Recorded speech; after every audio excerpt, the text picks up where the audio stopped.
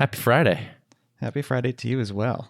Yeah, I feel bad actually congratulating you on Friday because people will be listening to this on a Thursday.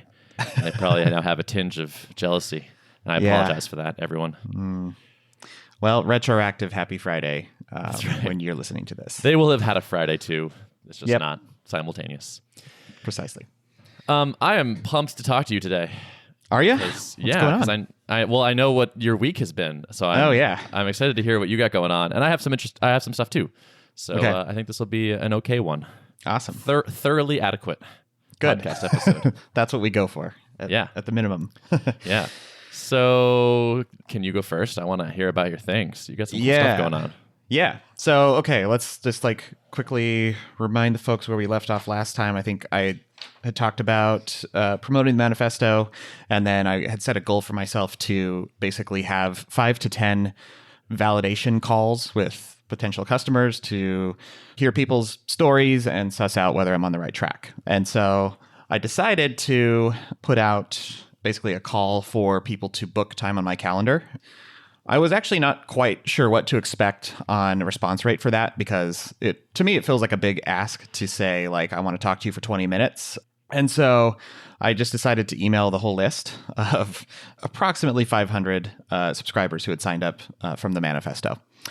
And pleasantly surprised that I got about 40 people signing up for a spot. So yeah, that's awesome. People are feeling the pain, I think. It's very encouraging.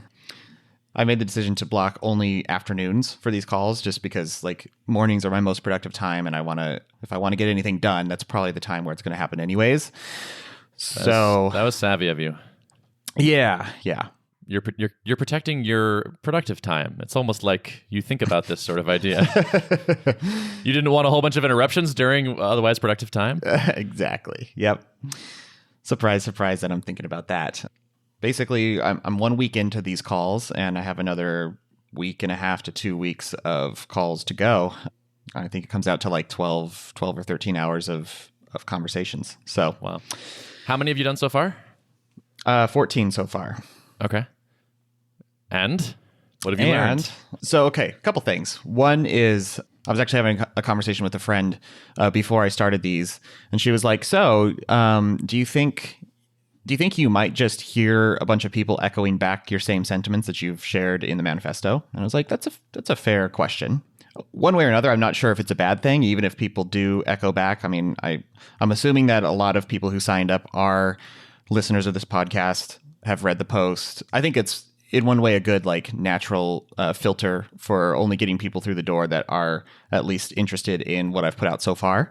I'm not discouraged by that, but I've definitely found that a lot of people's main pains that they feel with Slack are definitely in line with things that I mentioned in the manifesto. So in that sense, it's more just confirmation that the flaws that I've pointed out in chat are, resonating with folks.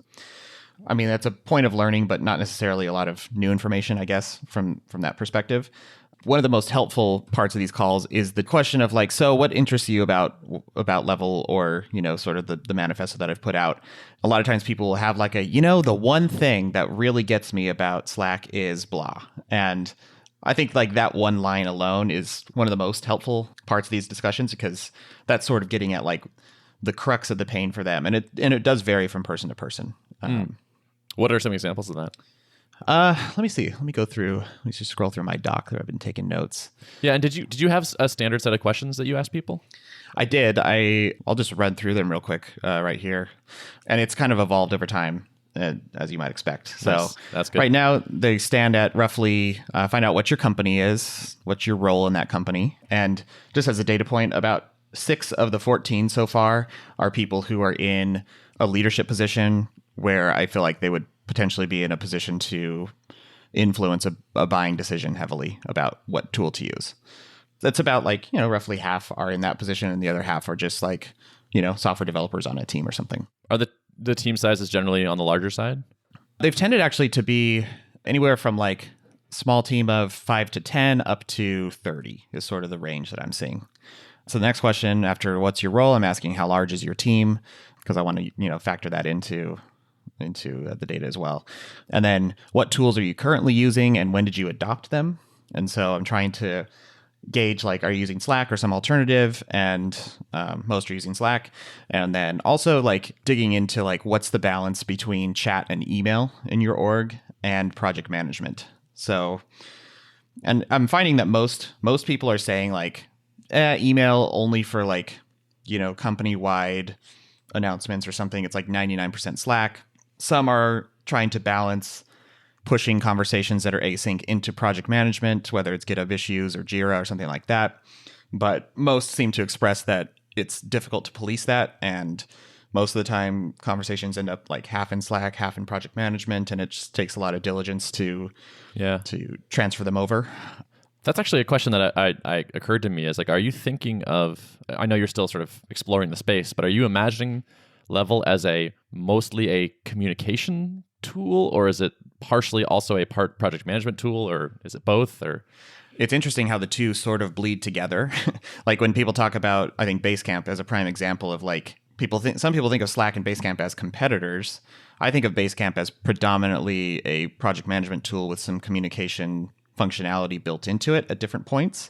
Level will not be a project management tool, but I think it will need to either have some lightweight project management capabilities built into it and or integrate deeply with people's project management tools, whether it's just like being able to attach a conversation to a object that lives in a different system. Like, you could maybe attach a GitHub issue directly to a conversation, and maybe there's a two-way linking between the two so that, Level can be the place where you kind of hash stuff out, whether it's real time or async, and then that can be linked back to the original ticket or something like that. I think that's kind of how I'm thinking about it.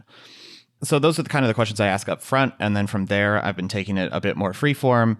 And I kind of ask like, why are you interested in Level? What problems do you want it to solve? What's working well for you with Slack and what's not. And usually people have a lot to get off their chest. So they just sort of riff on like, yeah, it's just the notifications. Or some people it's like it's impossible to find stuff and there's messages aren't joined together. So that's where people kind of just riff on stuff. Those answers sound along the lines of the issues that you had identified or you felt using Slack. Have people said things that have surprised you for that question? I don't feel like I've been too surprised yet. I've gotten some interesting ideas from like some folks who have sort of thought about like if there's one thing I could solve about Slack or one way I could change it. And a few interesting ideas that I hadn't thought of have come out of that for sure. And that's not necessarily the point of this exercise, is to try to get people to like solve this problem for me, but it is kind of nice. But why not mind their good ideas? Yeah, exactly. And some of these folks are founders. Some of them are just like product-minded people who have, sort of been thinking about this problem too as they evaluate their own teams. So I think that's probably been the coolest part, in addition to just hearing like people's number one pain. Also just getting those occasional tidbits where it's like, I hadn't even thought of that before. One person talked to me and he was like, yeah, I've been listening to you talk about this on the podcast. And he was like, the one thing I didn't hear you talk about was being able to post rich information into it. And sort of like what I was just talking about, the linking of a GitHub issue, for example, to a conversation. For him, that was like a big deal, that he feels like conversations in Slack often lack context. And so being able to attach context in that manner, where it's like, instead of just seeing a link to a GitHub issue, if I can see a little card that previews what that issue is, that just provides so much more richness to the discussion. And then like, depending on how that freeform time goes, some people end up answering my optional follow-up questions, and sometimes I ask them myself. So, usually get into like, what integrations are you using and how is that working out for you? Most people have their source control, whether it's GitLab, GitHub, Bitbucket, whatever. Most have that hooked up. Most have CI hooked up. And I think continuous integration seems to be like the clear winner on usefulness for people. Like they like when it only notifies when a build fails or when a build transitions from failed to fixed. They feel like that's worth knowing in their flow, because if they get a failed build, they want to act on it quickly. So I think that's a good example of one that's more actionable. And then most of the time people kind of say like, yeah, the other ones are marginally useful. I usually mute them. They're sort of noisy. So that's one piece that I'm really still trying to think through, is like, what is the relationship between Level and external applications? And what's the best way to represent that information? Because I feel like chat channels are not necessarily the best place for notifications to live. Right. But do you want a full-fledged discussion when the CI reports that the build is broken? Maybe that should be a thread. Yeah. Maybe it's like you have a notification feed, and with a simple click or keystroke, you can like spin off a discussion with that notification attached to it or something like that. So there's your context, and discussion now lives in a thread that goes in your inbox or whatever. So yeah, that's interesting. Yeah.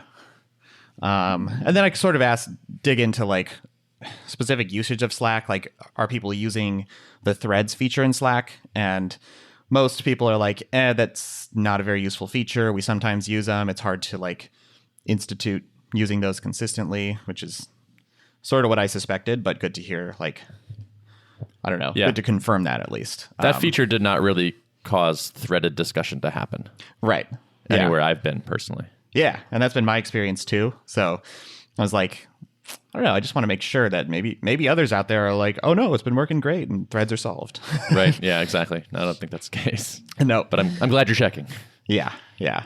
And also asking about search, the pretty broad consensus is that search just is pretty broken in Slack. Like, partially it sounds like just an issue with the way they index things. And the other part is just like messages are not linked together. So it's inherently difficult to tease out conversations because you're just trying to word match, and it's pointing you to a cursor at a point in the infinite timeline, but the conversation still could be dispersed in that timeline. So it's difficult to find stuff. So totally right. Yeah, that makes sense.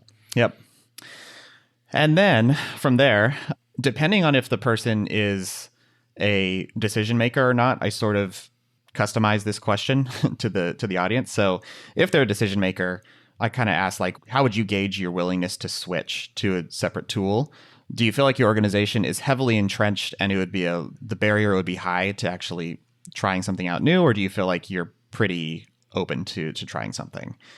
Seems like the biggest issue is, not surprisingly, is going to be the companies that tend to keep a lot of knowledge stored in their Slack workspace and search it often are going to feel the pain of not having that archive if they were to switch to a different tool. So I think it's going to be a much harder sell to switch those types of folks. Others have said, we don't really trust Slack to be the store of like valuable information for the long term anyways. So, losing that history wouldn't be that big of a deal, and we'd be open to trying something new. I wonder if you would see people who would use both for a little while. I sort of started asking along those lines, like how would you see the trajectory go for your organization? And several folks have said, like, well, I could see trying it just on the engineering team. And, if we're kicking off a new project, maybe we just try it for that project, where any discussions around this specific thing we're undertaking we'll do in this tool.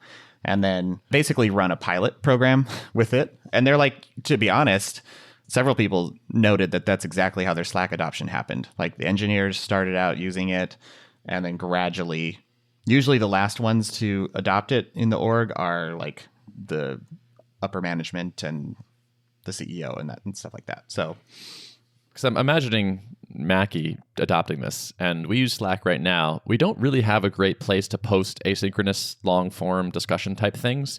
And I'm like feeling that pain, actually. Like, I wanted to write up a thing the other day, and I was like, where do I even put this? I guess I'd make an issue for it, but it's not really an issue.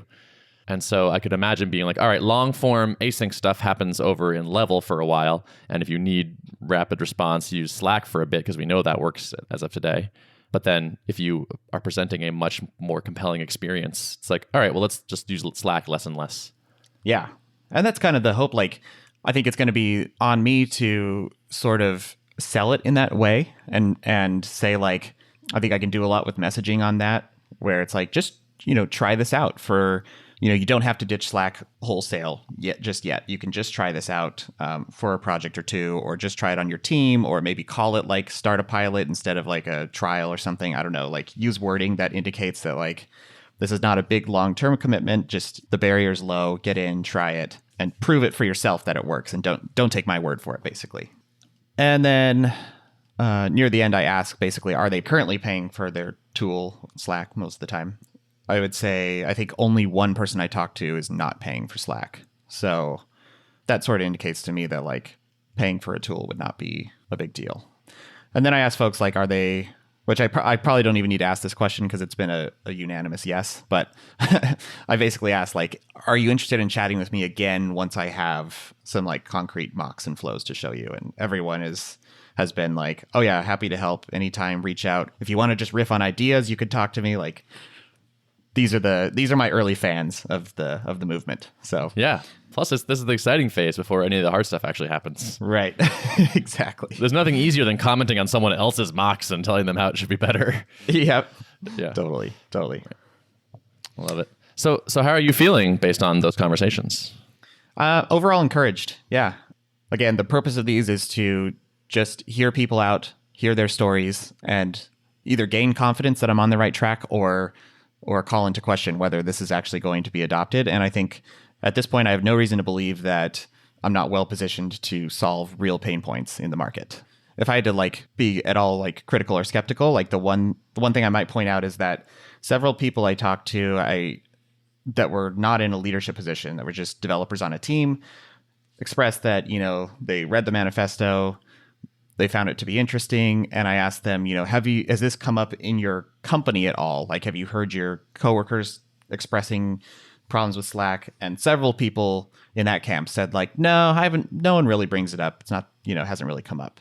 And I think these people tended to be on smaller teams. So I'm not super surprised by that, but it's still like, it would be nice if I heard that like, yeah, we talk about this all the time, how Slack is just really distracting all of us. Yeah. I had that thought as you were talking about the problems people see with Slack. I was like, yeah, it's like every tool has certain problems. That's sort of one question mark is like, are you sure that the problems that Slack presents out are compellingly bad enough? People get chat. It's kind of straightforward. It's easy. It appeals in a certain immediacy way, and like you get answers fast. And like the problems are slightly more subtle, I think, than in your face. And so it's like, oh yeah, we used to send a lot of email and that was annoying, and now we just chat and it's great because things happen faster and I can just read all these channels. And it's like, well, yeah, kinda. I think it holds true that at small scale, Slack is pretty like manageable. Like when you're just a small team, even if you're using, quote unquote bad Slack etiquette, like it's still maybe not super painful. But I talked to like a few of the like CTOs or co-founders of smaller teams that I talked to seem to recognize that like we're not feeling a lot of pain right now, but I can see where this is headed. And it's not looking good. And, one of them was in a venture-backed company, and he's like, we're about to really start aggressively scaling the team, and we've just raised another round, and I'm concerned. Like, the number one thing we're trying to combat is friction in our communication processes. And so far, we've kept the team relatively small, and we've used Slack quite a bit, but I can see where this is not going to scale. And so some folks are like, we're small, we're not feeling a lot of pain, but we want to get out ahead of the problem. I think it's convincing. It's like part of the messaging is like, not to use scare tactics or anything, but it's like convincing the smaller teams that like, you may not be feeling the pain now, but this is, if your company is in a position to grow at all, like you may want to get out ahead of this problem. Yeah, it's going to be an interesting sales process, it sounds like, because if you're small, you probably don't feel enough pain to take on the pain of switching.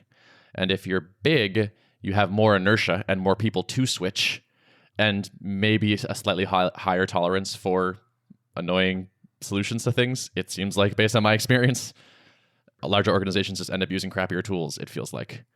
I guess that's one concern maybe, is like you end up in this kind of like stranded middle where it's like the pains happen later, but they happen once it's hard to switch. Yeah. Yeah. And I think it's definitely something for me to be like thinking about in this whole process is how can I make my messaging speak to that and hopefully overcome that? And how can I make the onboarding speak to that? And the language I use around pilot program versus trial versus whatever's going to resonate. And yeah, that's where the hard part is. Yeah, sure. These conversations you're having will help you with that positioning so much. Like you're going to get a sense of where this thing is clicking and for who. Next up is more of these. More of these. So 2.5 weeks more of of calls.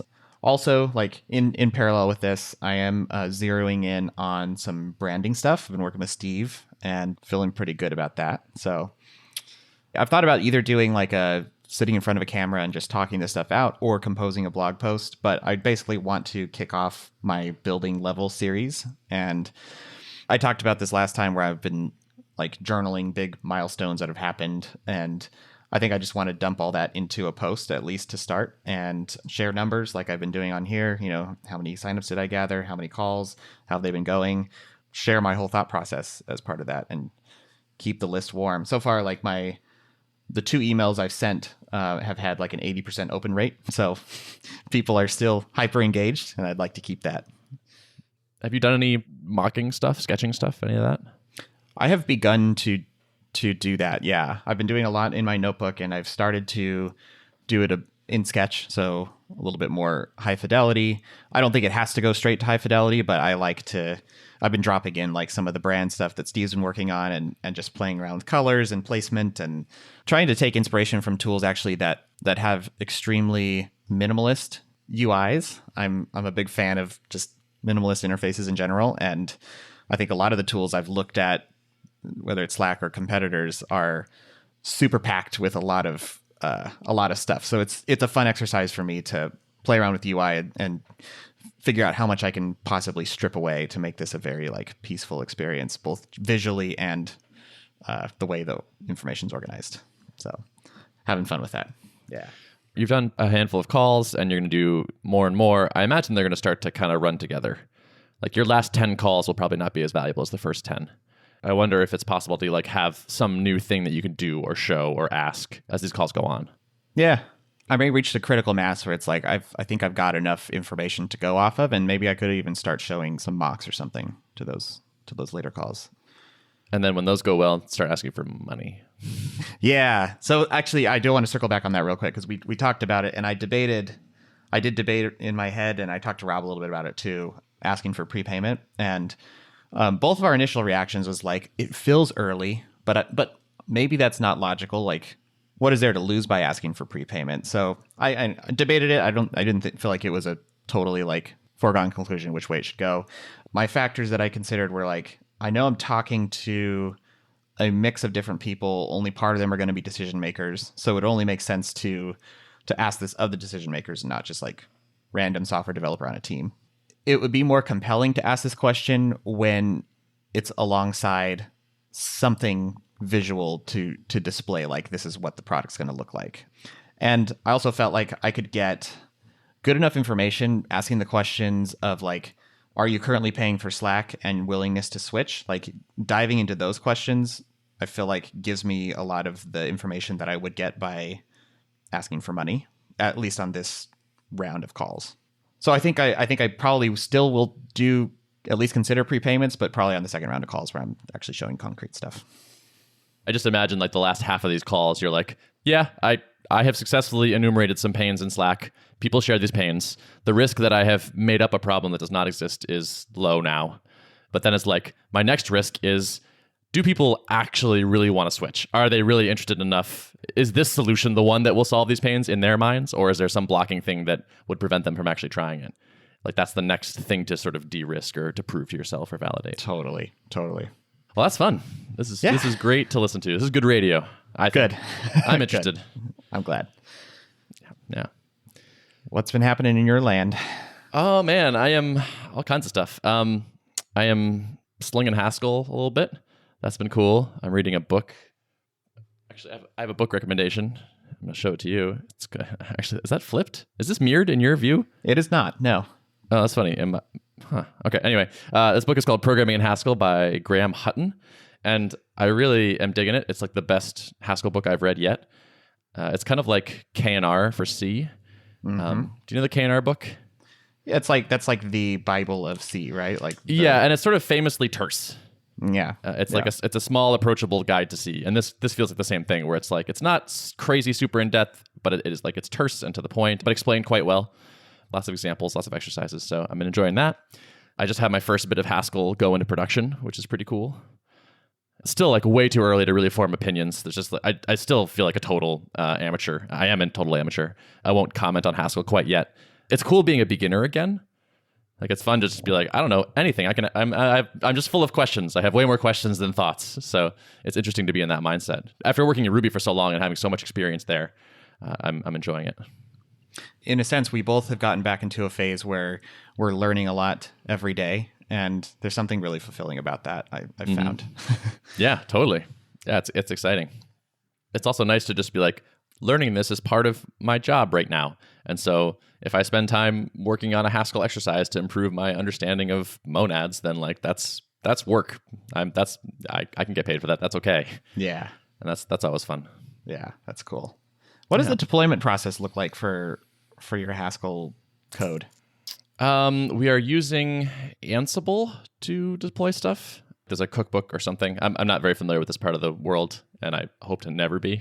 It's just not my cup of tea. But as far as I understand, there's some Ansible cookbook thing that has a series of tasks that get run on deployment, and one of the things it does is compile the Haskell code that outputs binaries that get linked in a specific place, and then they get called later. Got it. Cool.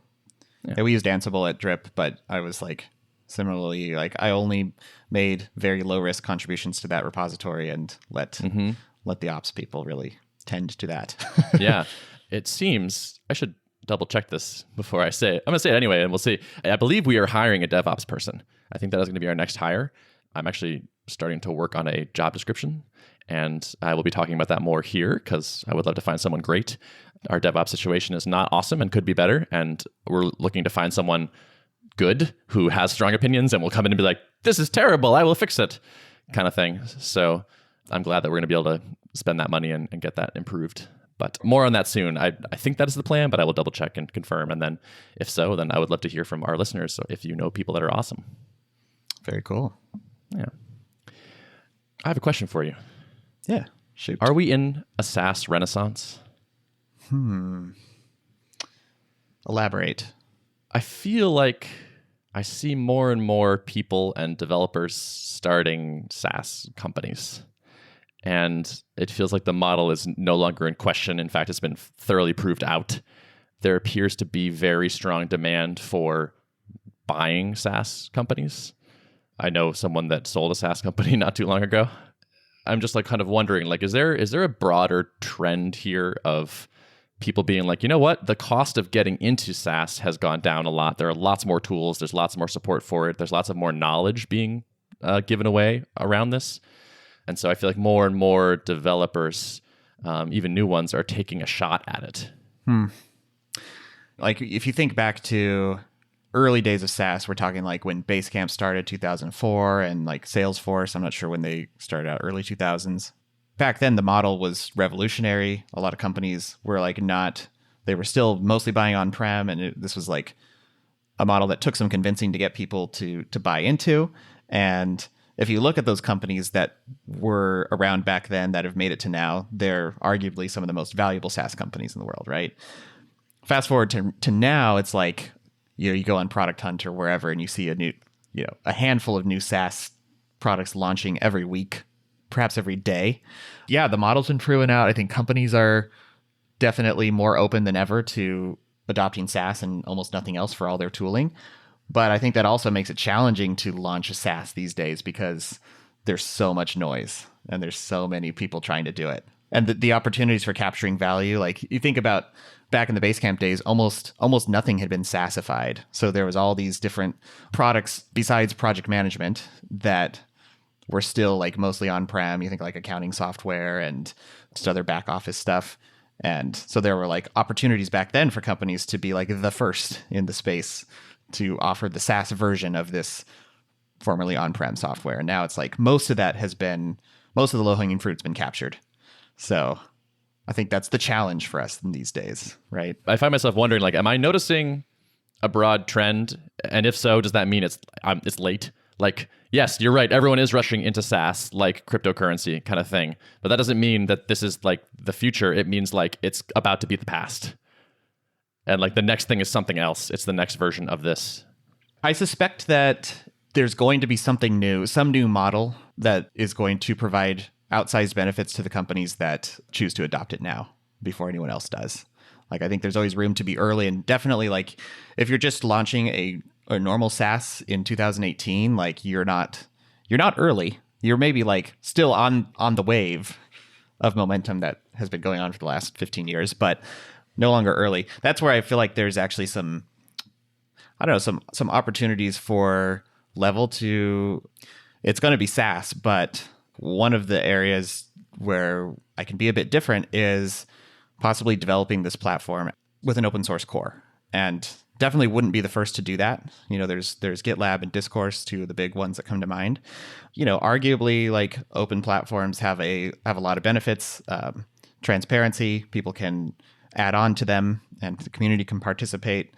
Perhaps that's part of the next wave. I don't know, but yeah, that's interesting.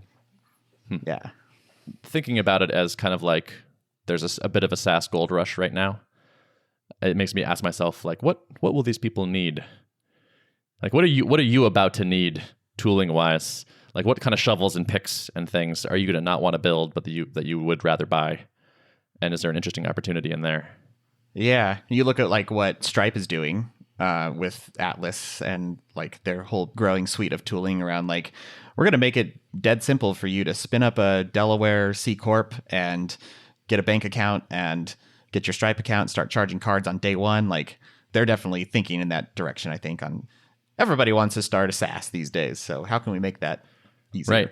And then what are the next things? Like user accounts, teams, subscriptions, credit card management, things like that. Like there are things that are a little further down that line that I think could be really interesting. Yeah, if you think about it, like, anyone who's launching SaaS is still like, we're all rebuilding a lot of the same like building blocks over and over again. Totally. Yeah, I was talking to my friend Andrew Culver, and he has started a product called Bullet Train, which is kind of like a SaaS in a box, where it's you clone this thing and you're already on your way with a lot of that stuff pre-built. That's a cool idea. I actually made a thing like that myself in the past. He said that he recently sold one customer on a hosted version of it. So it's like basically there's a authentication token more or less gets created on his side and then transferred over to their real app kind of thing. But the user management and team management and invites and credit card changes and billing and all that stuff happen on his server. And I was like, that is interesting. So I built a thing like this called a Hacker Engine years ago and sold, a handful of copies. But we actually had a bunch of people be like, can you host this for me? And at the time we were like, no, we don't want to get involved in hosting. Like, you crazy? I'm here to sell code. And so we sort of just ignored that. I have been in the position of rebuilding the same SaaS management-y stuff a bunch of times. And I think it's a hard problem to provide that to someone else. Like, you will not be able to compete with quality and polish and just general awesomeness as a bespoke solution. The challenge is, like, how close can you get? And is it good enough? But I think it's a really interesting proposition. Like, if there is a SaaS renaissance and everyone needs the same 20 features, can you build a hosted version of those features that is still really good, that gets them started, and that they can transition off easily later if they want to? I'm intrigued by this. It's a hard sell for probably engineering centric organizations that have a healthy sense of not built here syndrome, where they just want to, I'm thinking about myself. Would I want to outsource a large chunk of the core, I guess, non-essential parts of the product to someone else? I think in theory, yes. But in practice, it's when I imagine what does this look like, I imagine a platform that basically still has a bulk of the, I guess, core logic living inside of the code base, even though if you think about it, there's not much justification for that. We should not be rebuilding the same stuff over and over again. But it would be hard to do it better than someone that's doing it all the time for a business, or at least in terms of certain kinds of quality. But then in terms of integrating it with your app to make it look as good or to feel as natural, or when customizations are required to make those feel good, that's the big question mark to me. Yeah. That's the unknown. That's the risky part. That's where if you nail it right, it could really work. But otherwise it could be a big roadblock, I guess. If I click user settings in Level and it's this beautiful minimalist interface where you've considered every pixel and Steve has done his magic, and then it goes to level.benzapp.com and it's not as good, it's yeah, who likes this? Why is, I don't know. That would be difficult to convince people of, I think. Weren't you talking before about some kind of SaaS around pricing or I don't know, pricing page? Pricing pages as a service or something like that. Yeah. Yep. And I remember thinking through this problem of like, what are the right boundaries for this? Like, is it an iframe you put on your thing, but you can still skin it to look good, or is it like a really nice API, sort of the Stripe approach, where like people can just, developers can just have a really easy time hosting a large part of it on their own, but it interacts with the API in just the right way, Right. Yep. Yeah. I think those are all like subtle, hard problems, but if you could solve them or like close to solve them, it could be really compelling. Yeah, I agree. Because that marketing site, pricing page, sign up flow thing, user management thing, invitations, affiliate programs. There's a lot of things that everyone is just going to build over and over, and probably not quite as well as you could if you focused on it. Yeah, if you think about it, like I guess Shopify is one example of a company that has managed to do this well, I feel like, and their checkout page doesn't scream like Shopify necessarily. It just feels very nice and Amazon-like, and every company that I've seen at least manages to like at least get enough of their brand infused in it where it still feels like you're buying from that company and not like, oh, I've just hopped over to the Shopify checkout page. Totally. Yeah. I mean, it might be one of those things where it's like, yeah, we have to, for every client, you have to hire a designer, or like have your designer basically reskin things to make it look really, really close to the same or something. But then it's like, well, if you do that, then I don't know. Like if you can be somebody's infrastructure at that level, then that sounds like a long-term relationship in the making. Yeah. Oh yeah. Think of the switching costs on that. Right. Exactly.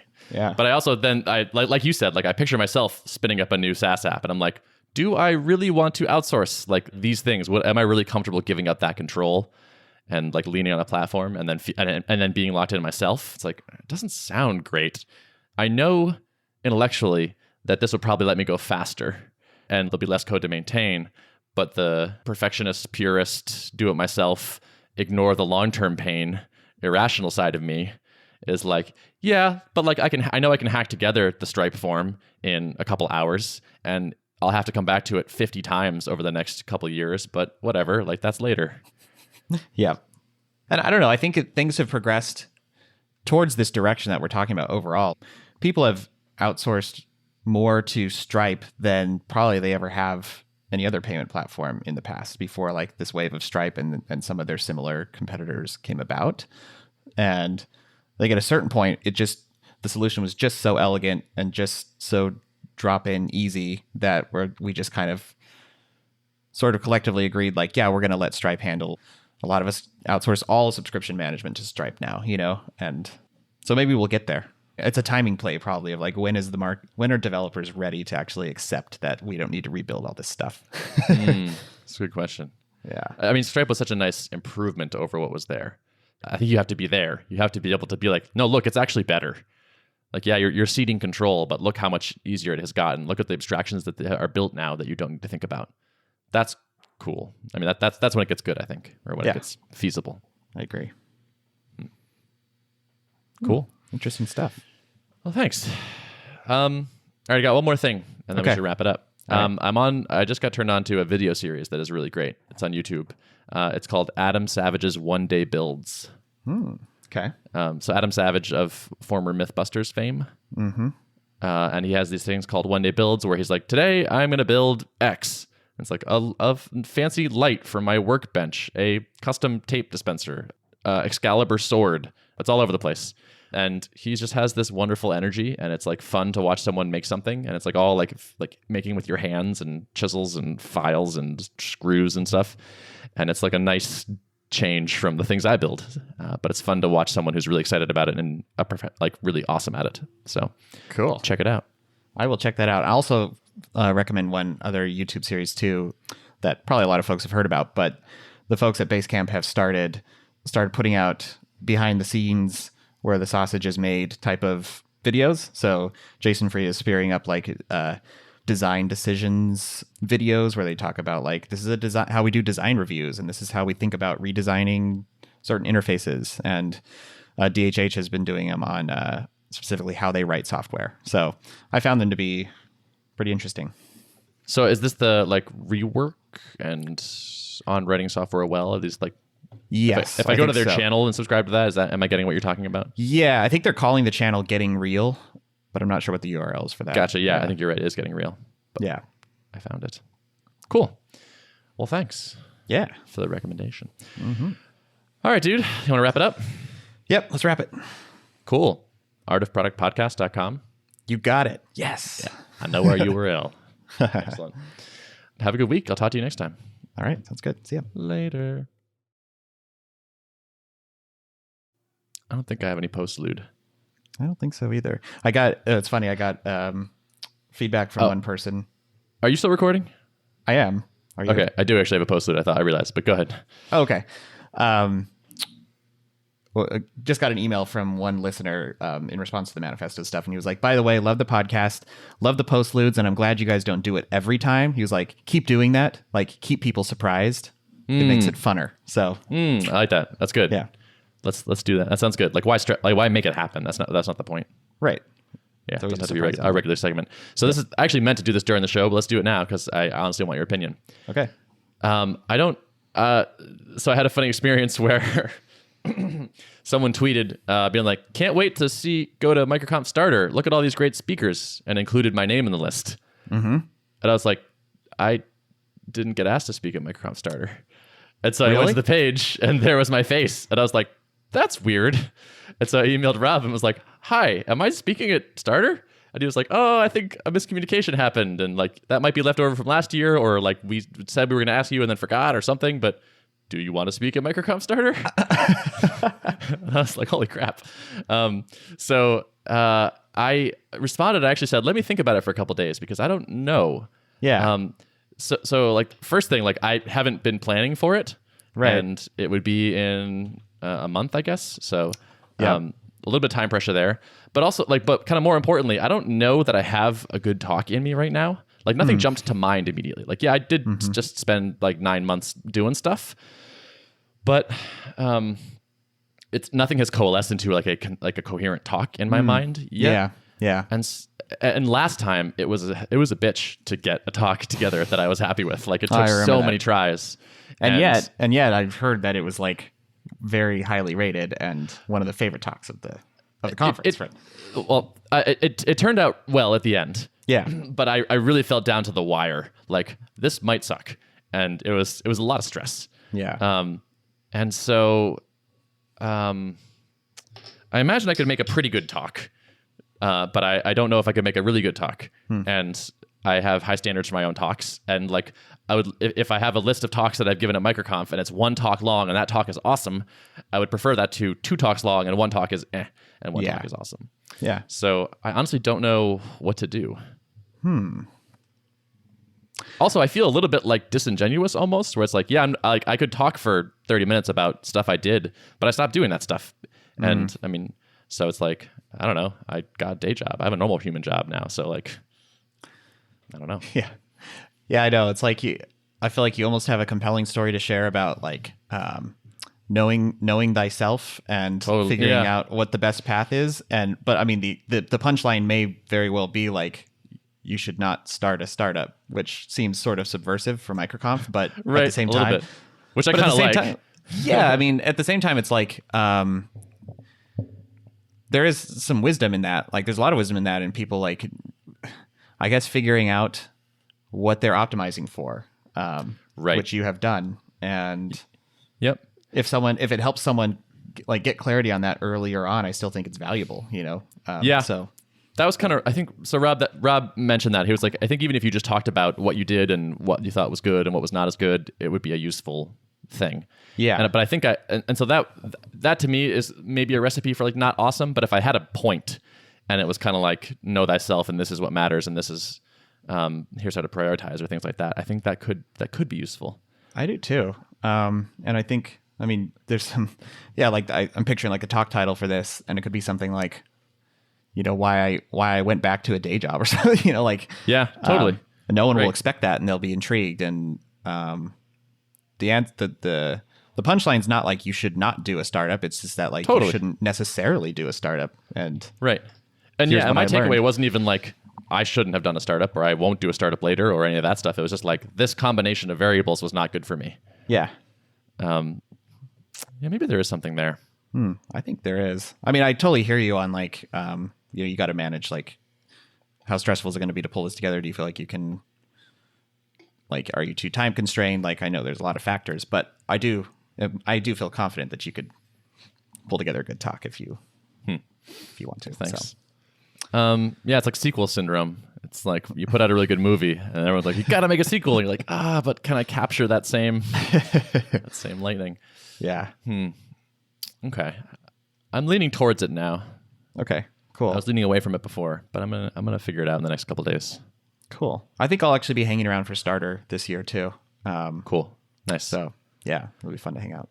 Yeah, I mean, there's got to be a lot of target audience for you there. Yeah, and I like bought a growth ticket, but then realized like I think there's going to be a lot of like value in me just sort of hanging around the Starter crowd too, because that's the phase I'm back into. So totally. Yeah.